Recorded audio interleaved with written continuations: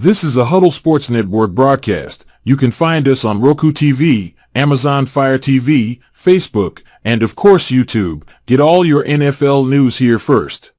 He has time. He's got the left side. Dobbs is there. Leaping grab. Touchdown. Touchdown.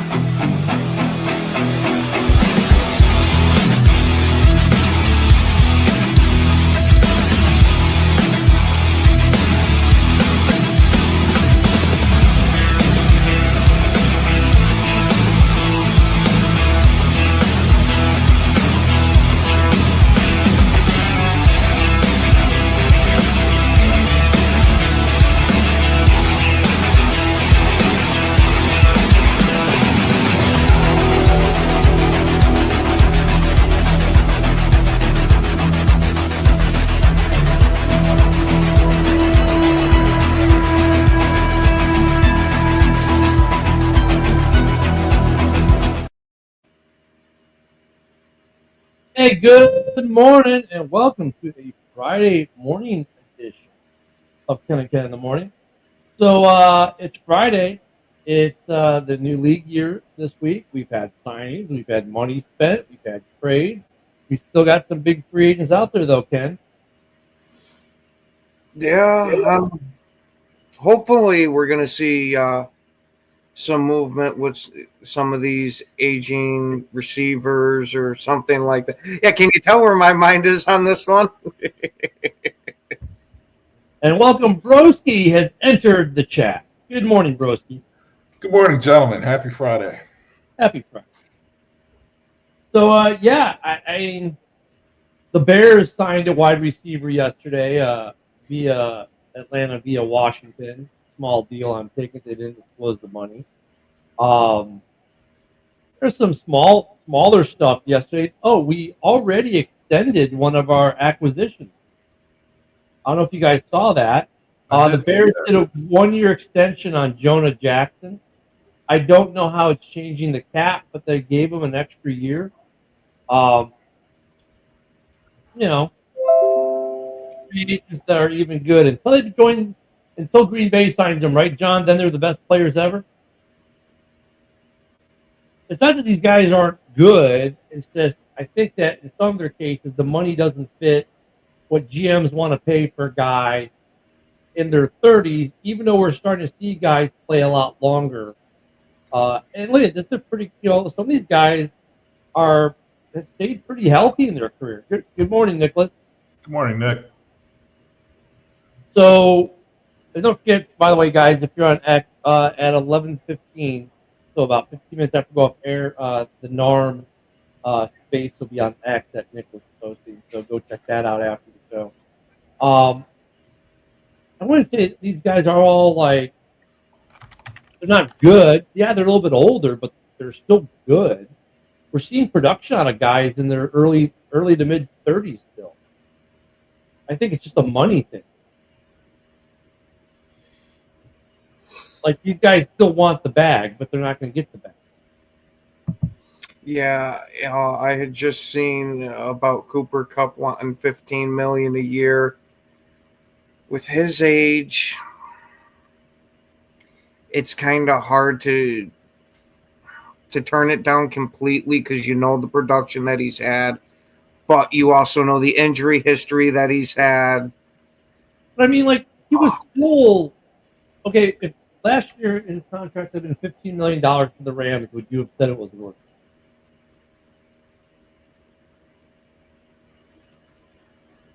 With what he produced last year? I mean, Cooper Kupp, he's only had 2,000-yard seasons in his career, and he's been in the league 8 years. Yeah. Last 3 seasons, lots of injuries. When healthy, he could still play. He's more of an underneath kind of receiver.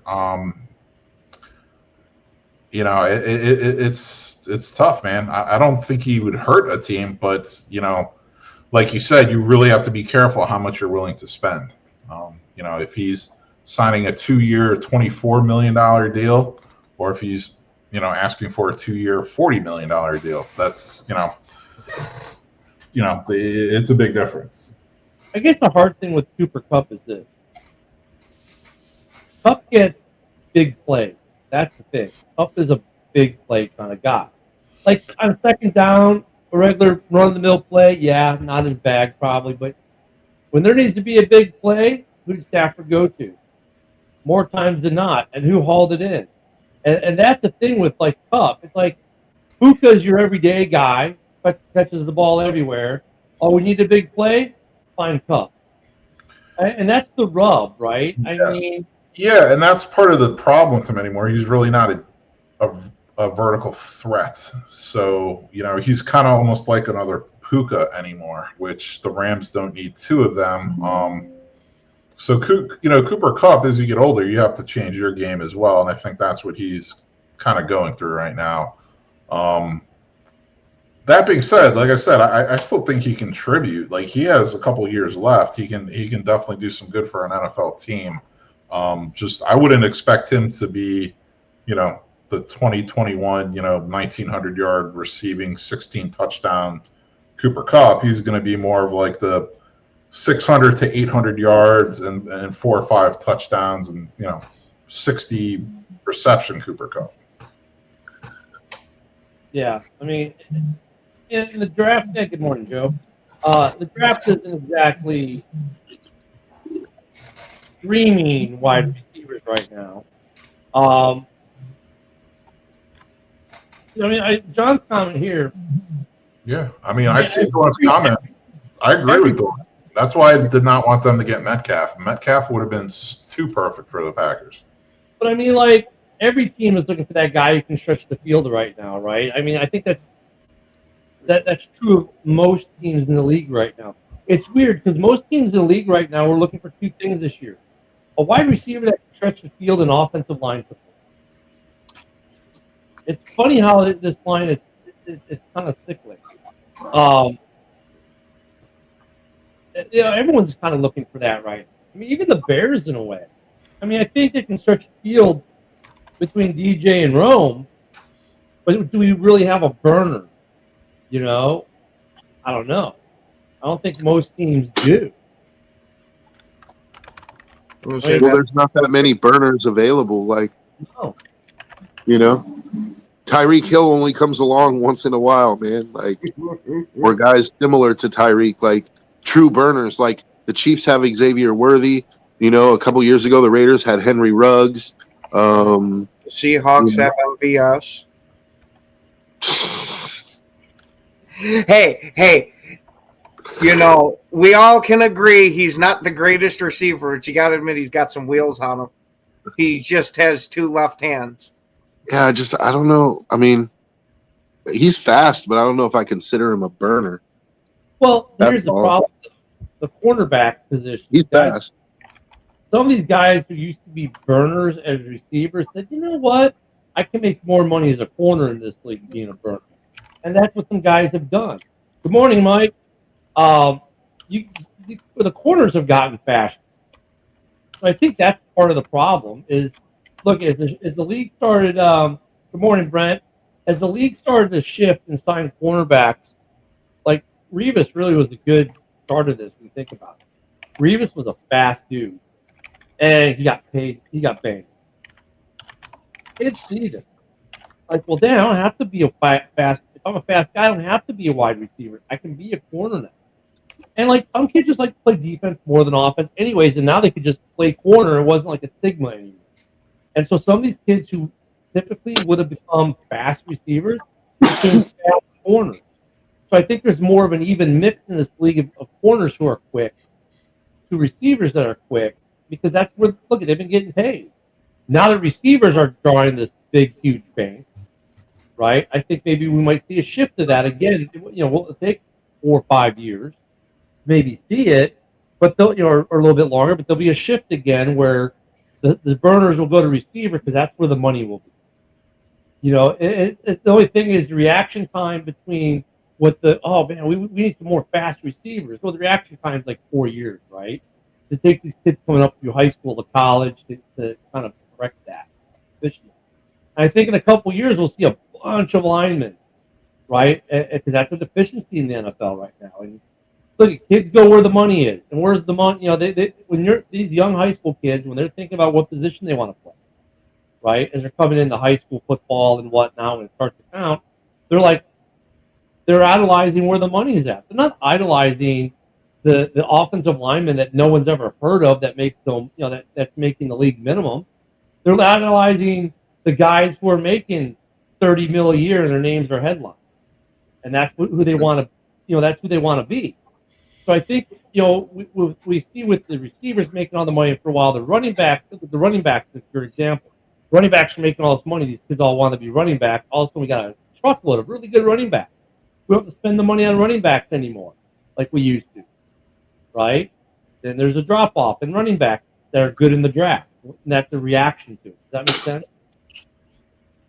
Yeah, but I think the money is at receiver right now because I can't think of a single corner that's making $30 million a year. Well, it shifted again, right? Like it shifted. We saw the corners making big money the last 8 to 9 years over the receivers, and now the receivers, because now there are so few like truly standout receivers, they're making the money. There'll be a shift in the market again. Yeah. Hey Ken, your audio is cutting out. Yeah, it's the internet connection here, I think. Kids that would have played corner, let's say, this year are not going to play receiver because that's where the money is. It shifted. Yeah. I mean, I've also noticed that recently I also feel things are kind of catching up across the board for all positions. I mean, pretty much if you're elite at your position, you can get paid. You can get paid $20 million a year, $30 million a year in some cases for positions that's in the past weren't like that. I think the value to running back is actually coming back a little bit now. I think we'll see that trend continue for another few years. Not saying they'll ever get paid what wide receivers or defensive ends or quarterbacks or left tackles get paid, but I think it'll, like I said, kind of catch back up. And I think one position that doesn't though is linebacker. I think linebackers, like I haven't seen a linebacker make $20 million a year. If they get 15, they're doing really good. I'll tell you what, that's a great point, Joe. Running back might kind of be revitalized as far as the old salary department a little bit, but yeah, linebacker, I don't know if it ever will. Well, Edmonds' cap hit this year is $17 million, so he's making decent coin for the Bears. You look at the Bears spending right now. Montez Sweat makes the most. The edge rushers, of course, are huge. DJ Moore's making good money. Jalen Johnson's making, those are 3 players that are north of $20 million. Tooney's actually at 16. So, yeah, I mean, TJ Edwards is only making $7 million. So, yeah, the linebacker is not making the money it used to make. That's for sure. And I don't think they will because linebacker is sort of like it's the running back of the defense. Like it's been devalued because they're basically like coverage guys now. And, they sort of devalue the position especially because teams are running a lot more 2 linebacker sets so they can run nickel because that's what, the defense they have to run most of the time is they run a lot of nickel sets. So, yeah, I don't think linebacker is going to get picked up. I don't think they're going to see an increase. They might even see a decrease. Yeah, I mean, was Roquan Smith the last big contract at That's linebacker? what I'm looking up right now.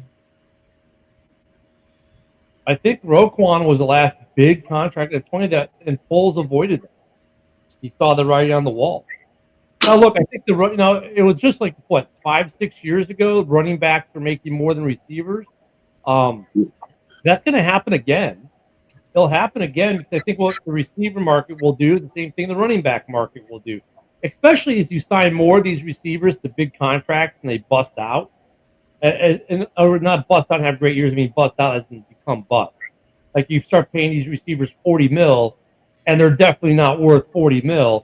That's going to also help to decline the receiver contract. But now, as you start like last year, I don't know if you could say Saquon was an anomaly, but if you see more of it, with the running back becoming pronounced in offenses, then it will shift back to running backs making the money and wide receivers down. Yeah, and Roquan. I don't think a wide receiver is worth $40 million now. Like, if you just look at like, let's say a wide receiver has a great game, he makes like 10 or 11 catches, right? So he touched the ball 11 times in a game. A running back touches the ball 25, 30 times, but the wide receiver is getting paid, twice as much. It just doesn't make sense. Yeah. So don't disagree with that at all. I think they're all, a lot of them are getting way overpaid. The problem with the receivers are, though, when they make a catch, it's usually the yardage is a lot more, right? So a receiver can make 5 catches for 185 yards. A running back is not going to have 5 rushes for that. What would you have, Ken? Yeah, Roquan is the number 1 at 20, and then Fred Warner's at 19, and then Tremaine Edmonds is at 18. Bills, Matt Milano, 14-2, and Patrick Queen's 13-6. That's the top 5 for linebackers. And then from there, so there's 32 teams. So what is the guy on the 27th ranked team making? You know what I'm saying? It only goes down to number 10, and 10 is that Bobby, whatever the hell his name is, Okari or whatever, at $10 million. Yeah, makes sense. And that's the 10th highest paid linebacker at $10 million. And I just went down the list of the top wide receiver contracts, their yearly average, and the top running back contracts yearly average. I mean, it's not even close. I mean, you can go down to the top 24 wide receivers, and they get paid more than the highest paid running back. I mean, you have guys like Brandon Cooks, who was making over 19 mil last year. And look, it went back, 5 to 6 years? That was inverted, right? It shifted. Yeah, I mean, I think it was longer ago than that, but yeah, I mean, at some point, it really just wide receivers just pulled ahead big time with how much they get paid. Running backs, you have one running back who makes a lot, Christian McCaffrey. I mean, all the other ones, big contracts are 12 mil a year, etc. I mean, for a wide receiver, you're talking, you'd be down in the 30s for you know what I mean? A wide receiver on the same thing, on the same plane. So yeah, it's, hopefully it does start to creep back up, for the running backs. Linebackers, there's just such an abundance of linebackers. That's why the position is kind of devalued. It's you can almost just sign undrafted free agent rookie linebackers anymore, and they're probably good enough. And then, like what Joe said earlier, most teams don't have 3 linebackers on the field at any given time anymore. It's usually just 2 because you have your nickel out there. I mean, that also creates an overabundance, an abundance of linebackers, which devalues them. So, but I think linebacker is an undervalued position, though. I think definitely. Because linebackers they get thought of now more as coverage guys, but they still have to stop the run. Linebackers, there's a lot. When you have a linebacker should make more than a defensive tackle. It goes deeper than that, though. Because of his job. It goes deeper than that, Joe. Like Brent was saying, Brent said, this. I'm gonna tie this in with the running backs. Brent said running backs had more responsibility lately. Dude, since Marshall Faulk, they've had more responsibility. Since Marshall Faulk started catching the ball in the backfield, we've expected running backs to catch the ball and block out of the backfield, right? When it comes to linebackers, not only do they got to do all that, Joe, they are the quarterbacks of the defense. They're the guys, with the green dot on the back of the helmet. How many green dots do you see on the back of a cornerback or an edge rusher's helmet? You don't. It's always a linebacker. The linebacker has to be the guy, and not only is he calling the play from the DC, but they're also doing audibles, right? The linebackers switch plays up on their own from what they see on the field, just like the quarterback does. They also are responsible for getting all the other guys into position where they're supposed to be. And think about it this way: you have defensive tackles making $25 million a year. If a defensive tackle misses a tackle on a running back, okay, they're going to get to the second level. But if a linebacker misses a tackle, now it's a 40-yard game. Yeah. And So there's the other thing too, though, Well- Joe. Think it this way: you can be. Montez Sweat's a great example. The Bears trade for Montez Sweat midseason.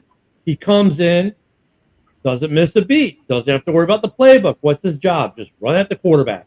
You do that with the middle linebacker, with the linebacker, and bring him in midseason. He's got to learn the playbook. He's got to learn a lot more. He has a shit ton more of responsibility and things to learn than a guy in the edge does. An edge rusher doesn't have, that's why you see when edge rushers get traded, you usually always see an immediate impact when they go get to their new team. Any other position on the team, you really don't see that because, hey, Ken, you're my edge rusher. Oh, great. Welcome to the team. Great. What do you need me to do? Run at the quarterback. Well, I think I can do that. It's not like, hey, Joe, you're my new linebacker. I need you to run the defense. Well, shit, I got to learn this whole playbook in like 3 days. Yeah, linebackers also, they have to take on offensive linemen trying to block them and also try to track down a running back and make a tackle. They have to drop back in coverage and cover a tight end or a running back out of the backfield. They also can get sent on blitzes. I was going to say, if you really think about it, linebackers have to do the job of every player on that defense. Yeah. Like they have to be rushing the quarterback. They have to be able to shed offensive linemen and make tackles on running backs. They have to be able to cover guys now. So it's like they're doing all 3 levels of defense, and they're getting paid less than a corner or less than a defensive tackle. That to me is crazy. Urlacher and Ray Lewis, like for almost 8 to 10 years each played, 12 years. Urlacher was 12 years. Those guys got a group of kids wanting to be linebackers. And now all those kids are in the league, right? And there's so many of them because of what Ray Lewis and Brian Urlacher did that it's saturated, right? And now, though, you don't see what linebacker gets the press that Urlacher or Lewis did. None. And there'll be less kids playing linebacker. And then eventually another kid will come out that's going to be a Ray Lewis, Brian Urlacher type and make the splashy headline. And so it's a cyclic thing. So edge rushers are the hot topic right now, right? Because it's the sexy position. And pretty soon there'll be an overabundance of edge rushers. And actually, listen to some of what Broski has said about this draft. We might just be starting to get into that age where every draft is going to have 5, 6, 7 really good edge rushers. So that means their contract will start coming down over the next couple years. No, that's an interesting point too, because I know you said it before, Ken. That we've never seen a league last year with like so many teams having such terrible O lines. And what's the driver for teams having O lines? I don't think it's every team overlooks the O line. I think it's these edge rushers are just becoming just total complete freaks of nature that they're just way ahead of the O line now because they're just so athletic and fast and strong. So the O lines have to kind of catch up now. And plus, it's also the Broski given a choice though, and not to cut you off, and I'll let you go back to it in a second. But let me add to that. It's not only that these guys are. I think the offensive linemen are pretty freaks of nature too. Actually, they probably are. But it's just that now that kid who's in high school, he has a decision to make. Am I a left tackle or am I an edge rusher? Well, the edge rusher is a sexy position because we look at Myles Garrett, we look at these guys, and they idolize them. And so when they're at that inflection point where they can go one way or the other, they're not all going edge right now because that's a sexy position where the money's at, and they're not becoming linemen. That's going to change, I think, eventually though, when you get so many edge rushers out there that the position gets devalued and it's not as sexy, and then you might see a switch the other way. Does that make sense? Yeah, it's not as sexy, and defensive ends get paid a lot more. After quarterback, left tackles and DNs, edge rushers, just historically for the last several decades have been the highest paid positions. So, it's like I'm a Penn State guy. It's 2 years ago when Michael Parsons, advised Abdul Carter to switch from linebacker to defensive end. He got him to do that in college because he's you're going to get, you can call it the sexy position or whatever, but bottom line is you're going to get paid a heck of a lot more in the NFL as a defensive end than you are as a linebacker. Not even close. So, yeah, I mean, it's an ongoing situation for sure. I mean, now tight end is becoming sexy again. Look at Brock Bowers. Look at the kid coming out of Penn State. I think we're going to start to see a bunch of tight ends, and the tight end position is going to erode away from the receiver pay. And the NFL, if you know, it's kind of cyclic like that. It's like, and I think now that the offensive line is an emphasis, it'll take the production. Because look at the means of production for the NFL is what? High school and college, right? The NFL right now, there's a shortage of good old linemen, and it's being recognized. It's being talked about in the media, and we're starting to see some of these old line, like they're actually reporting, oh, this guy just signed for $20 million to be a right guard. Whereas before it was like, okay, they signed a right guard. It was, now though it's like there's an attachment to, I can, if I'm good, I can become a good lineman, old lineman. I can get paid. And I think when you get to that inflection point now where the kid has to make a decision, do I go, DT, DE, or guard or tackle?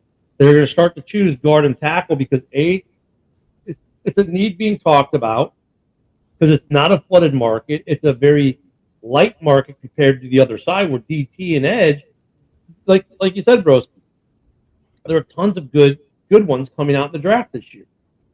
So, but we won't see that change in talent for about 5 years. It's going to take 5 years or so for that talent to get to the NFL now. And now watch, in about 5 years, there'll be an abundance of really good old linemen coming out in the draft.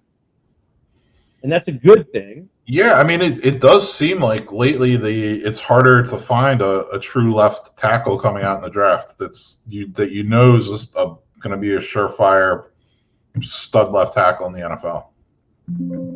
Even right tackles and guards, it's really hard to find them in the draft. You might get what, one or two? I mean, yeah, I mean, it's definitely, becoming a more nuanced, position. Hey, Joe, you're muted, buddy. I think that's because people are like, those big athletic guys are playing defensive tackle instead because they see that they can get 20-25 million a year. Yeah. And, but I agree with you. I think that over time, once you have 15 or 20 guys in the league that are making 20 million a year, like all of a sudden there's the need for offensive line is so great that there's going to be guys that are like, hey, I can go play guard and get 20 million too. Like, well, yeah, because it's like if all three of us are trying to be DT, right, in a crowded market, not all three of us are going to make the bag. But if there's only like 3 or 4 really good guards in the league, it's a lot easier for me to get the bag. If I'm good, I mean, the market, your odds are more in your favor the less crowded the market is, right? Positionally. So I think that's what we'll start to see, a shift to linebacker and offensive line. And that's why we're starting to see more like tight ends. There's been a lack of, Kittle's out there, but since Laporta came in and what's his name up in Minnesota, Hawkinson, to a degree, Cole Kmet, there's always been 2 to 5 probably really good tight ends. The guy up in Buffalo's had some nice seasons, but now we get Brock Bowers. Now we get this kid out of Penn State coming out in the draft this year. We're starting to see a tight end that's built a little different, more of the George Kittle style, maybe, of not only being a receiver, but can run, can block, can do it all. We're starting to see more of that is going to start coming out of the college system. Now it's reactionary to Kittle, right? To guys like Kittle. Because before that, there were guys like Gonzalez. Now it's guys like Kittle. And it's going to be guys like Brock Bowers is a product of that. His game is based off Kittle. And we'll see that, and we'll get a couple years of a lot of really good tight ends, and there'll be about maybe a dozen. And then, okay, the market's saturated, and there'll be a drop-off in pay for tight ends because it won't be a rarity anymore. And you'll be able to get a good one easy in the draft, and then they'll shift to a different position. Yeah, and I'll tell you what, the more draft research I do, I think this is a sneaky good tight end class as well. So just speaking to what you just mentioned, there's a number of guys who not only can catch the ball, but they're honestly like pretty solid all around tight ends that are still receiving threats coming out in this draft. So Tyler Warren to me is hands down the best, but there's some other. Hey Joe, you're muted. Joe, you're muted. And I'd say, and real quick, Broski, I'd say we're starting to see the Kittle kids come out into the draft. You know what I'm saying? But there's a guy from Miami named Arroyo, and he's not a Kittle type. He's not a blocking tight end, but he's fast as shit for a tight end, dude. Yeah. And I'm curious to see where he goes because he's a good pass catcher, and he really helped Cam Ward last year. He's not going to be a first-round pick by any means, but I would be willing to bet he'll probably end up somewhere in the 3rd or 4th round, maybe even the 5th round. But he's going to be a good player. Watch, he's going to be a good pass catcher. Absolutely. Well, yeah, Joe, that's like more of a reaction to the receiving core, right? Like this guy probably could have been a receiver, but he sees that the receiver market there's so many. Okay, well, I'll just make myself a tight end, and maybe like right now we're seeing the Kittle kid, and the next generation will be this kid, fast, burners out of the tight end position. I think Bowers is the beginning of that. Bowers runs a 4.5. Bowers is the beginning of that fast tight end kind of thing that you're talking about. And you're going to see more. You're going to see guys even faster than Bowers because Bowers, he has to sacrifice a little bit of speed to stay bulky so he can block. But these other guys, I don't think that they're going to care. Like this guy Arroyo, they're not going to care about blocking as long as they can run a 4.4 and catch the ball. Like, they're going to be specialists. Yeah, I mean, Bowers is listed as 6'3", 243. I mean, I think he plays lighter than that, personally. And he runs a 4.5. Like, that's what's crazy. He's 6'3", 245 and runs a 4.5. Yeah. I think he plays more around 230, 235. But like you said, his concern is making sure he bulks up enough so he can actually be like an actual tight end. It used to be, remember how it used to be, oh, you're too big to be a receiver, so we'll make you a tight end, right? And people, scoffed at that. And, another funny example, even though he was a quarterback, was, what's his name? Tebow. Everyone's like, Tebow should just be a tight end. And Tebow scoffed, and in fact, he turned down NFL contracts to be a tight end. Man, what a stupid mistake that was, because he could have started this off years ago. I think that we're seeing that with some, Bowers is probably a guy where, well, you're too big to be a receiver. He's like, all right, I'll just be a really good tight end, and he embraced it. Guys like him, Kittle, they probably wanted to be receivers at one point, and they got made into tight ends, and they're the ones now, though, who are going to take this next generation of kids and make them go, I want to be a tight end, not a receiver. And so that we're seeing positional changes based off the need. And I think we're going to see that with running back. We're going to see that with linebacker. We're definitely going to start to see that probably more significantly in the next couple of years with O-line because the league shit. I just got to say, I get the Tebow reference, and yeah, he probably would have been a pretty good tight end. But to me, Tebow is one of the great tragedies in the NFL because he never had a coach that, basically told him, look, you're my guy, no matter what, you're my guy. And Tebow was a winner, dude. I honestly believe he could have been a really great quarterback in the NFL. Even with his wonky throwing motion, he was just a winner. Some guys just have that leadership ability to make the guys around them better, and Tebow had that. I think Tebow, it wasn't his play necessarily that got him out of the league. It was everything else that came with Tebow. And the league couldn't handle it. And teams couldn't handle it. Coaches didn't want to deal with it. It wasn't that he was polarizing, but he's just different. He thanked Jesus too much. Yeah, he might have been over the top religiously, but there are a lot of religious guys in the league, but not at the level Tebow was. But I think Tebow, it was almost like it was more of a movement with Tebow than it was, and I think that part of it probably caution because teams don't want. Some might have looked at it as a distraction. And look, he went to Denver and he won. And he took a Denver team to the playoffs that should have never been to the playoffs. I mean, yeah. Good morning, Yoli. Tebow is a great tragedy. He was a great athlete, right? Then he went and tried to play baseball. I mean, the guy was a great athlete. It's gonna be interesting to see how this draft goes out because, like, for the Bears, I know it's all upside down. I mean, you talk to Bears fans now, it's a running back, it's a tight end. No, we're still going offensive line. No, we're drafting. I mean, the Bears, and Ryan Poles said, I think it was 2 days ago, he's like, the board is wide open to us now. And that just makes it even worse for fans because now we even have less guidance, right? Poles came out, so basically the board's open. We can go any way we want. And he was saying that, though, not to be tactical as much as to say, we're now in a position where we have the luxury to basically take the best athlete if we want. We don't have to draft for need. That's how strongly they feel about this free agent class they just got. So this draft is going to be really interesting for teams like the Bears, teams like the Lions. I think the Lions are in the same boat. They can go after best athlete.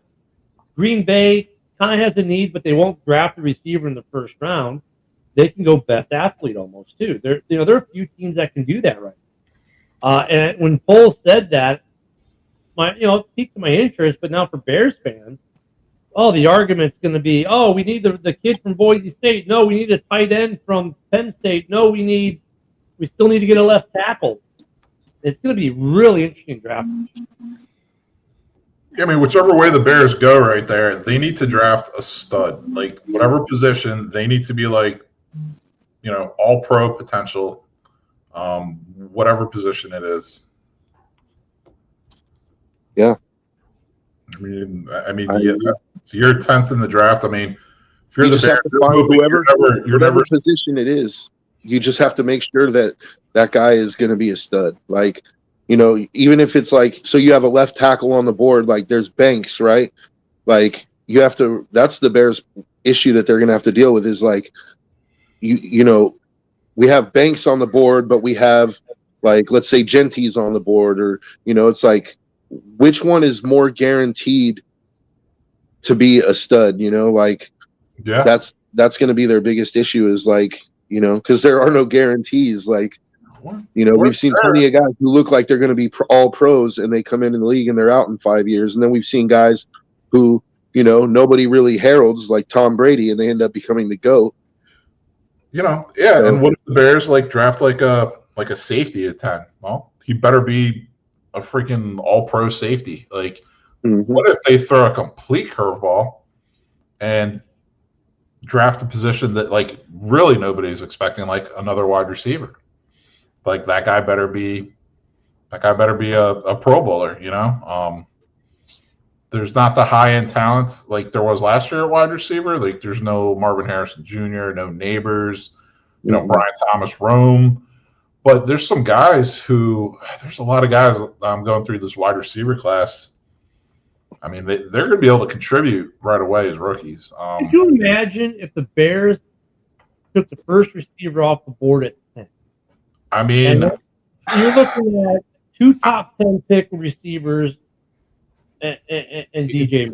It's not the route I would go. It's not the route I would go. It's a bad move. I'm not saying it's a good move. I'm just saying it's not the route I would go. I can't rule it out because the Bears really have 2 wide receivers. Yeah, they just signed some little, slot receiver. He's a warm body. He's gonna, whatever.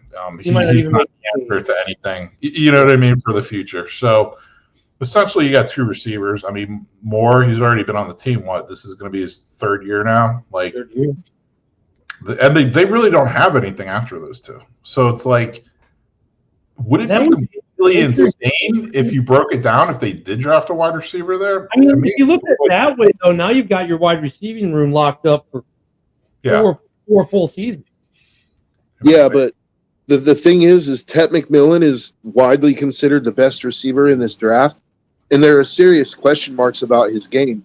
Like, he's a big guy, but he has issues creating separation at the college level. at the pro level, that's only going to get worse. Well, And so for me, but if he goes taking to a receiver at 10 for the Bears would be Draft stupid. the guy they like. You know what I mean? Like, Joe, real quick, going to a team like the Bears, though, that's something that can be learned. And if he's the third receiver on that depth chart, by the time we needed him to be that guy, he may have become that guy. I mean, that how many guys have we seen come to the draft at wide receiver? Like, that's the rub. And 5 years later, they're getting the bag because they become one of the best route runners in the league. Okay, but the Bears don't need a guy 5 years from now. They need a guy now. I'm just and they don't need a receiver guy. They need somebody who's going to come in and impact that team. Right. Like, that should be their biggest focus, is even if it's not this, like, it should be who can come in and help our team the most this year. So if it's a tackle, take a tackle. If it's an edge rusher, take an edge rusher. No, I don't disagree with you. I'm just saying, though, like, if Broski's like, we're going to get the center that, what if they just went with a complete curveball? Okay, so let's say they did that. What would be the advantage of it for them going down the line? Like, let's at least try to think of a reason why they may possibly would do that if they're going to just throw the wildest of curveballs. Like, that would be it. The reason they would do it is even if the guy's not a great route runner, and in one way, Joe, I don't care what the scouts are saying about him now, but to say they did it. If they did it, why would you do it? Well, you can train the guy to be the guy you want him to be. You're not going to expect as much out of him as a top drafted receiver because you've got the other two, and now your receiving room is locked up for 4 years. That would be the only reasons possibly, and the last one being the biggest reason they would do it is just to lock up a receiving room where they think, okay, we're a solid receiver for the next half decade. We don't have to do anything. But I agree with you that they should be looking for a guy who's going to impact them today, best player on the board. But that was just in response to like Broski's, well, what if they just threw a complete curveball and went in a direction that no one would even fathom, like wide receiver. And that's the thing. It's a curveball to the fans, but so the people in the Bears office might be like, oh, this is obvious. Like you got who I'm considering the best wide receiver in the draft, Egbuka from Ohio State. Like that's wide receiver you. Like he's ready to go. He's been in college so long. Like he's gonna come in and be a stud right off the bat. I mean, he's 6'1", he runs a 4.3 40, tons of college experience, played at Ohio State. Like he can. I mean, you want a guy who can actually do something as a rookie, contribute as a rookie. I mean, I don't like McMillian. I don't like that guy from Texas, kid from Missouri. To me, Egbuka is easily the clear-cut best wide receiver in this draft. I mean, and the Bears maybe get him with their first pick in the second round. Maybe that's the curveball. Because right now, I don't think anyone's projecting the Bears taking a wide receiver in their first round. I haven't seen one, But I kind of alluded to this yesterday once I broke it down. I'm like, I wouldn't be surprised if the Bears' first 3 picks were all skilled position players on offense. Yeah, that shocked me when you said that. I was trying to think tight end, running back, which they need, wide receiver. They could use one of them too. Yeah. And if you want these guys to contribute as rookies, you don't want to wait past the second round because I think I'm more like your route though. Like I think the Bears need to stick with the line. Yeah. Again, this isn't like what I'm saying. I would do personally if I had the control, but I'm just looking at it from like a different perspective and saying like, this is your opportunity to land like a stud running back in the draft, a stud tight end, a stud wide receiver in the draft. Like Swirsky, the Swirsky guy who does all the Bears music videos now. I mean, he's funny.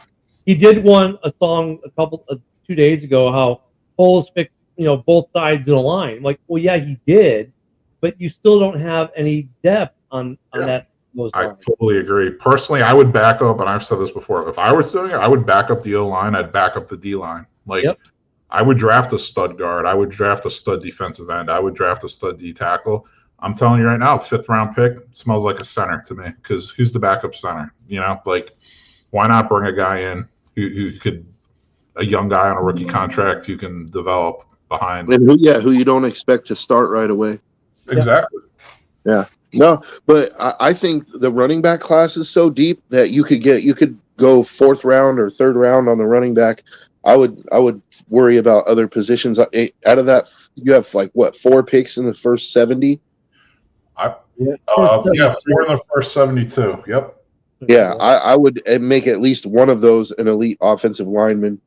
we have no 4th round pick, but I could see the Bears moving up to the 4th round, like, get rid of one of their 7th and the 6th or something like that, and moving back up to the 4th to get a running back or a safety or something.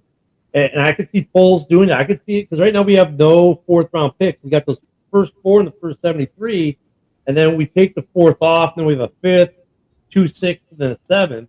So, like, okay, we'll give you our 6th and our 7th.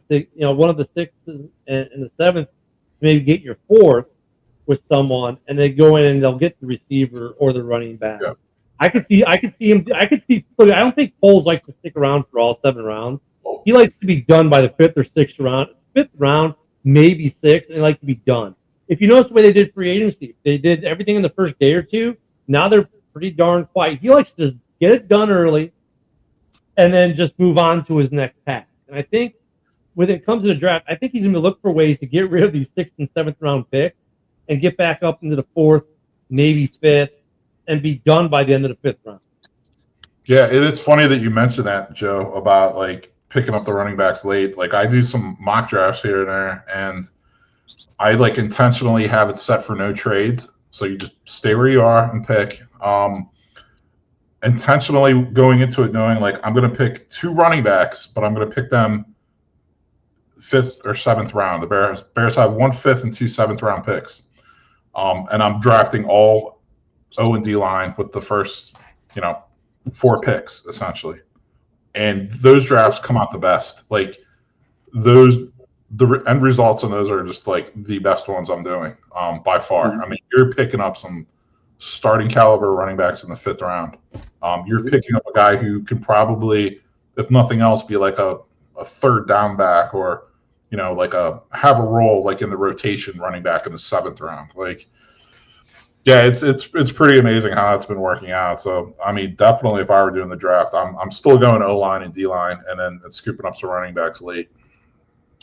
In this draft, it's not top heavy like last year's or some other drafts have been, where it's like, you got a few elite players and then it's just dog shit after that. Like this draft, there's only actually probably, I would say maybe 6 or 7 elite players, like guys that are looked at that they're like, oh, that's an all pro, Yep. And then, but this draft, like you're going to find serviceable, maybe even Pro Bowl caliber starters in the 2nd and 3rd round. Like, I totally agree. Yeah, I think this draft is really deep as far as like there's going to be a lot of guys who are going to end up starters their rookie year in the 2nd, 3rd round, and they're going to be serviceable. When I do mock drafts though, like for the Raiders, I trade down because like the Raiders are mocked to get Genty. I trade down to like in the late teens, or actually one trade that keeps coming up is the Packers. The Packers trade up to get Tet McMillan, and I end up getting a 2nd this year, a 3rd this year, a 2nd next year. I forget it, but I get like 5 picks, and they're not like late picks. And I've been using it like I take Trevion Henderson in the 2nd round, and I take Omarion Hampton in the late 1st, and like I still end up with I have an extra 2nd, like the Raiders' original 2nd, so I can go out and get another position of need, and plus my my full slew of picks. So I that was what I would do if I was the Raiders. I would look to trade down because there's guys at number 6 that are going to be there that even though they could help your team, like you could get a haul for trading down, and the Raiders need more than one player, like I would, and especially in this draft where you have guys in the 2nd and 3rd round that could be starters. I'm like, I'm going to go get 4 starters for that trade down, Yeah, no, I see what you're saying. My thoughts, I was thinking too, like, does that increase the chance of teams wanting to trade up from like further back this year? So like, usually like maybe like a team picking 7th, like the Raiders would trade back to like 14 or 15 or 12 or 13 or something. We're going to see a little bit more of that because teams typically trade up I'm saying this year, are you going to see a team in the 20s trade up to like 7, 8, 9, 10? Yeah. You know what I mean? And then like for that team, it actually makes sense. Like, okay, well, I'm trading way back in the first round. I'm not going like 5 spots back. I'm going like 15 spots back, but I'm picking up like, in that case, probably an extra second or maybe, a future second, a fourth or something. And like, you know what I mean? It might be kind of the same value as far as the value of the player you pick. You know what I mean? I think you're going to get more than that, broski. If you're the Raiders pick at 6. No, hold on. Here's something that may influence that too. Let me get a word in on this one. Since Monday, NFL teams have spent $4.88 billion in contracts, $2.19 billion guaranteed at signing. That is a lot of money the NFL just spent, especially at over $2 billion in guaranteed signing. Guaranteed. This is going to affect the draft. And you say, but how can this affect the draft? Because with this conversation you guys are having right now, the difference between the 20th overall selection and the 6th overall selection is a big chunk of change. Remember, it's a tiered system now on these draft picks in the first round. I think you might find some teams who spent a lot of money with an early draft pick drafting back because of the salary cap as well. Because at number 6, you might have to pay the guy with, say, I'm not sure of the exact numbers, but probably with like 8 or 9 mil. But at 20, you got to pay the guy $6 million. That's $2 million in cap savings, and you can still get the guy you want at 20, while someone who really wants that guy at 6 can jump up. I think the cap is going to pay with as much money as teams spent this year, comparatively to other years of their cap. With some of these big contracts we saw this week, which were pretty huge, I think that's going to, move some teams to switch their draft position, not just because of the player they covet, but in some cases, like Ryan Poles going back 2 spots saves them. Maybe if he goes from 10 to 12, let's say the Gentry thing where Dallas can get him at 10, right? He's there, and the Bears can move back to 12, save a couple $100,000, and pick up another draft pick, right? They'll do it. I think the cap and the money spent is going to play an impact as well this year. That's going to impact a couple of these teams in their decision making process. Yeah. If I was the Raiders, I would look like the Eagles have 2 second-round picks this year. I'd call the Eagles and be like, look, I'll trade down to 32. You can come up and get a good player. Give me both your seconds.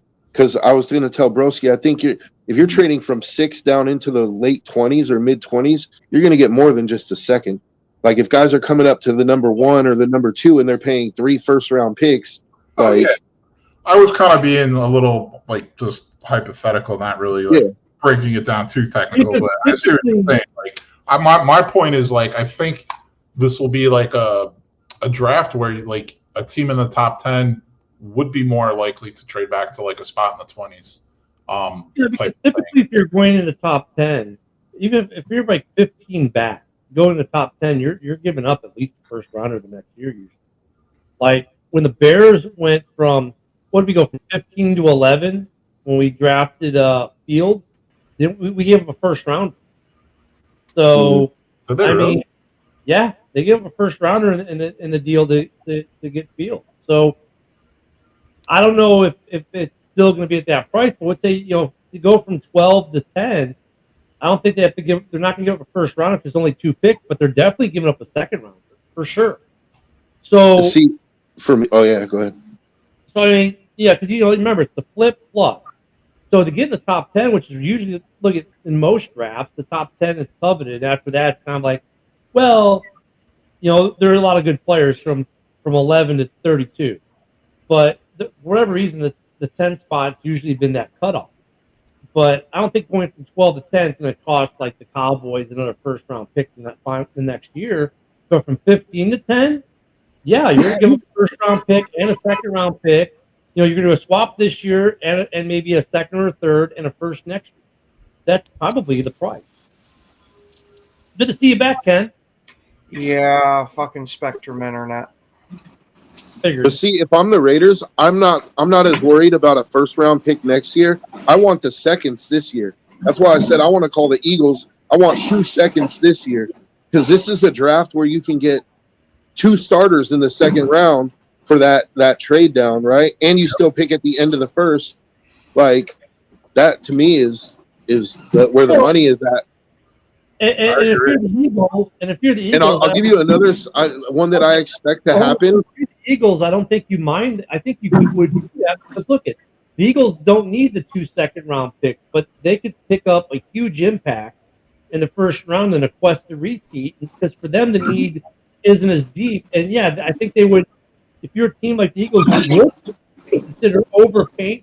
Some might say that's overpaying. I think you would do that because you don't. You studs in the second round, but you're looking for like a stud edge rusher that you can maybe get at 6 and just next year just mollywop the competition.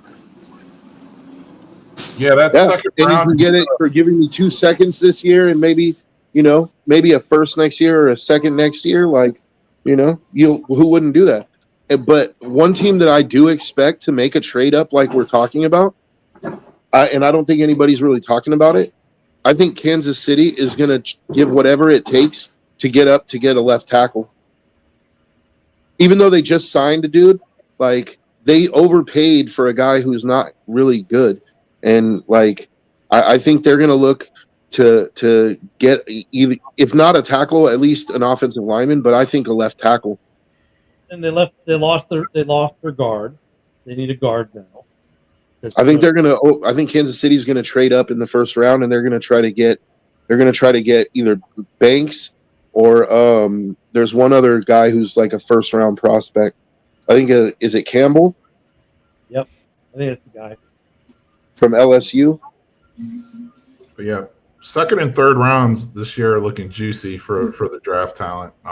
Like you're going to be finding starters in the second and third round this draft. You're almost going to be as likely to hit on these second rounders as you are the first rounders this year. If I'm I actually like this draft. I think it's really loaded at certain positions. So if I'm pulled, all my 5th, 6th, and 7th round picks and trade them all to get back into the second, third round, and like just be done by the look if the Bears can be done by the end of the 4th round, I'm happy because that means he's traded up and gotten a couple players we need because we don't need.